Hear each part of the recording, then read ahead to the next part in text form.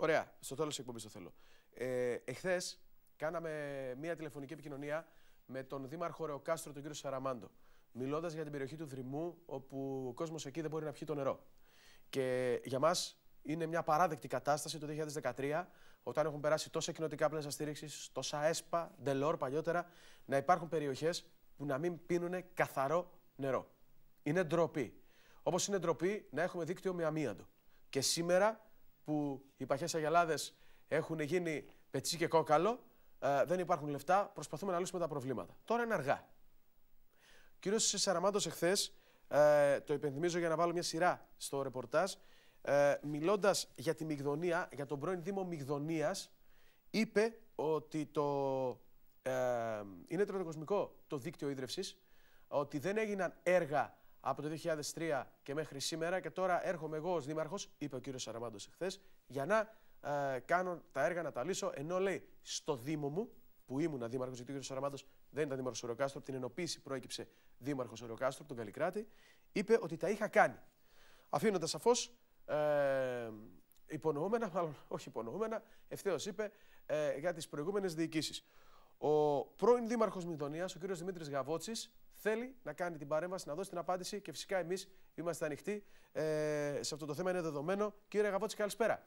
Γεια σας, γεια σας. Καλησπέρα. Είστε καλά? Καλά. Λοιπόν, μια μικρή διόρθωση, Αστέριος Γαβότσης. Εγώ τι είπα? Δημήτριος. Αστέριος Γαβότσης, με συγχωρείτε. Το διορθώνω. Και μου το έχουν γράψει και σωστά τα παιδιά. Λοιπόν, κύριε Γαβότση, σας ακούω. Δεν θα έκανα την παρέμβαση αν δεν υπήρχε ένα πλήθος ανακριβιών από αυτά τα οποία χθες ελέγχθησαν από τον κύριο Σαραμάντο. Ναι. Και να ξεκινήσουμε πρώτα από το δικό του τόπο, όπου σχεδόν 11 χρόνια δήμαρχος. Εκεί πραγματικά δεν υπάρχει αμίαντος. Και άρα λοιπόν το πρόβλημα του αμίαντος, το οποίο υπάρχει σαφώς στη Μυγδονία, δεν το αντιμετώπισε. Δεν θα πω ότι ξεκινήσαμε μαζί το 2003 για να κάνουμε την αποχέτευση των δήμων μας. Εμείς τελειώσαμε στο Δήμο Μυγδονίας την αποχέτευση στα 2 από τα 3 διμερίσματα πλην του μεσοχωρίου, που θα σας εξηγήσω για ποιο λόγο δεν έγινε.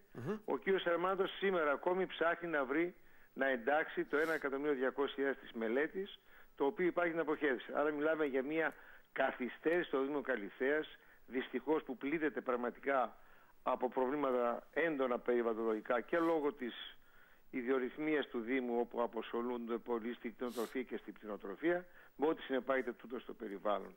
Άρα λοιπόν ο κ. Σαραμάντος δεν δικαιούται να ομιλεί, όπως τα έλεγα παλιά ορισμένοι, για το Δήμο της Μυγδονίας, όταν ο ίδιος στο δικό του Δήμο δεν έχει αγγίξει το σοβαρό το πρόβλημα του περιβαλλοντολογικού προβλήματος το οποίο αντιμετωπίζει. Πράγματι λοιπόν στο Δήμο Μυγδονίας υπάρχει αμίαντος. Εμείς στο Δήμο, στην κοινότητα του Δρυμού και της Λιτής, όπου έγιναν οι αποχέτευσεις επί της δική μου της θητείας, όπου βρίσκαμε αμίαντο, το αντικαταστήσαμε. Το ίδιο έχω προτείνει και εγώ να γίνει και στο Μεσοχώριο, που δεν πρόλαβα πραγματικά να τελειώσει η αποχέτευση, και είναι ένα πρόβλημα το οποίο προσωπικά με προσχολεί εξαιτίας της λαθασμένης μελέτης η οποία είχε γίνει το 2010.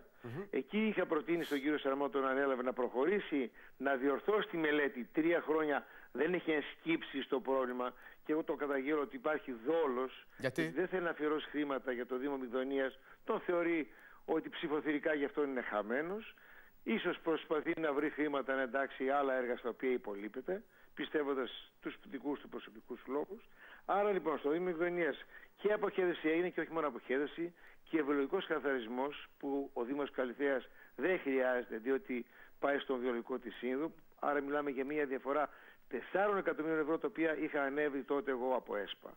Άρα λοιπόν ο Δήμος Μυγδονίας στην οκταετία στην οποία εφήτευσα ξεπέρασε τα 20 εκατομμύρια από τα πολύ σωστά, όπως είπατε στην αρχή, τα χρηματοδοτικά προγράμματα του ΕΣΠΑ, ενώ αντίστοιχα στο Δήμο Καλιθέας μόνο 1.200.000 βρέθηκε, το οποίο τώρα εκτελείται.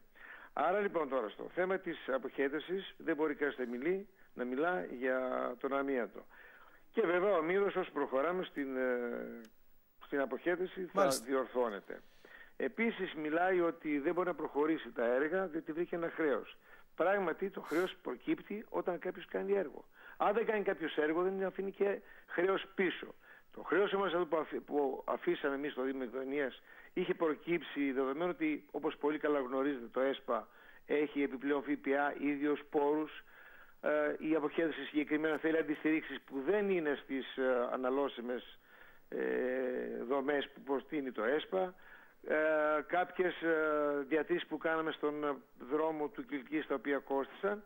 Το χρέος όμως αυτό, όταν εγώ έφυγα, του είχα αφήσει το αντίστοιχο ποσό για ανέβρεση, όπως ένα περίπου 700 εκατομμύρια ΦΠΑ, το οποίο θα έπρεπε να επιστραφεί, ένα δάνειο το οποίο είχα συνάψει, το οποίο δεν ευωδόθηκε από τον ίδιο, κάπου 650.000 ευρώ, και χρήματα τα οποία θα όφιλε να μάσει από τις συνδέσεις, περίπου 400.000. Μιλάμε για ένα κόστος, ένα χρηματοδοτικό προσόν το οποίο θα είχε, που θα μπορούσε να τελειώσει την αποχέτευση του Μεσοχωρίου, το οποίο δεν την έκανε. Μάλιστα. Πάμε τώρα στο θέμα της ίδρυυσης. Πράγματι λοιπόν το πρόβλημα στη Μυγδονία ήταν, είναι και θα είναι υπαρκτό. Και μια και είμαι και γιατρός, σας πω ότι το πρόβλημα αυτό ανακύπτει λόγω της χρήσης των λιπασμάτων και των βιολυμάτων από τα ζώα. Και βέβαια και από την ατμόσφαιρα ακόμη. Άρα λοιπόν το θέμα των νητρικών, το οποίο είναι έντονο στο Δήμο Μυγδονίας και όχι στο Δήμο μόνο, κυρίως στο Δήμο βέβαια, υπήρξαν προτάσεις τα οποία δεν πρόλαβα πραγματικά να δώσω λύσεις. Τις πρότασα στον κύριο Σαραμάντο. Πράγματι τότε είχα έρθει εγώ στην ΕΙΑΘ σε συμφωνία, η οποία δεν την προχώρησε, και μιλάμε τότε για μια ΕΙΑΘ η οποία δεν ήταν σε καθεστώς πιθανής ιδιωτικοποίησης. Άρα λοιπόν θα μπορούσαμε από τότε να είχαμε κάνει τη σύνδεσή μας χωρίς να έχουμε τα προβλήματα μιας πιθανής σήμερα ιδιωτικοποίησης. Άρα λοιπόν το θέμα των νητρικών που έχει ενσκύψει στη Μυγδονία δεν έδωσε καθόλου προτεραιότητα από διαφορία, ήθελε την εγκαταλείψη στη Μυγδονία, δεν ξέρω για ποιο λόγο, δεν δόθηκε κάποια ένα ιδιαίτερο ενδιαφέρον. Έκανε μία και όχι δύο γεωτρήσεις, όπως είπε χθες, η οποία γεώτρηση δεν δίνει το απαραίτητο ποσό του νερού, δεν ξεπερνά τα 20 κυβικά την ώρα. Ναι, δεν έχει νητρικά, αλλά κυρίως έχει μέτρα, διότι όλες οι γεωτρήσεις που γίνονται σε υψηλά μέρη προς το βουνό έχουν μέτρα τα οποία είναι πλέον καρκινογόνα από αυτά του κάμπου.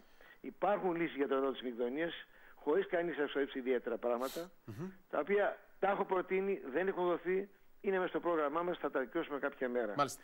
Κύριε Άρα Καπότσι, το θέμα είναι ότι ο κ. Σαραμάντος όχι μόνο δεν ενέσχυε στο πρόβλημα, έβαλε τους δημότες επιπλέον με 80% να πληρώνουν ένα τέλος, το οποίο ναι μεν πρέπει να υπάρχει. Του φωνάζαμε και του λέγαμε τότε να το βάλει τιμηματικά, βλέποντας το πρόβλημα που υπάρχει σήμερα στην οικονομική συγκυρία, η οποία διέπει όλο τον κόσμο, αλλά το βάλε 80% με συνέπεια σήμερα αυτή τη στιγμή ο κόσμος να μην μπορεί να πληρώσει υψηλά. Εντάξει, λογικό είναι. Τιμήματα. Λογικό είναι να μπορεί να πληρώσει ο κόσμος.